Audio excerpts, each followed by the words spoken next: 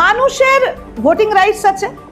মানুষ যখন তোমাকে বসিয়েছে, তোমাকে মনে রাখতে হবে প্রতিদিন যে প্রথম দিন আমি কি ভেবে রাজনীতিতে এসেছিলাম, আর ওইটাকেই মেনটেন করতে হবে। প্রথম দিন যখন কেউ রাজনীতিতে আসে, সে মানুষের ভালো করতেই আসে। ধীরে ধীরে করে তার সিচুয়েশন, তার এনভায়রনমেন্ট, তার চারিদিক হয়তো তাকে চেঞ্জ করে। তার জন্যেই তো তাকে একটু আলাদা হতে হয়, তাকে মেডিটেশন করা উচিত। নিজের আশপাশকে বেশি ইন্টারভেন করতে দেওয়া নেই লাইফে। তাকে মনে রাখতে হবে, প্রতিদিন তাকে মনে রাখা উচিত যে আমি কেন এখানে বসে আছি।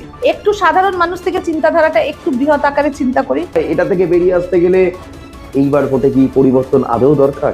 পরিবর্তন দরকার, পরিবর্তন ভীষণভাবে দরকার। বিকজ যখনই জল জমে যায়, জল বেশি দিন যদি আমরা জমিয়ে রাখি, কি হয়?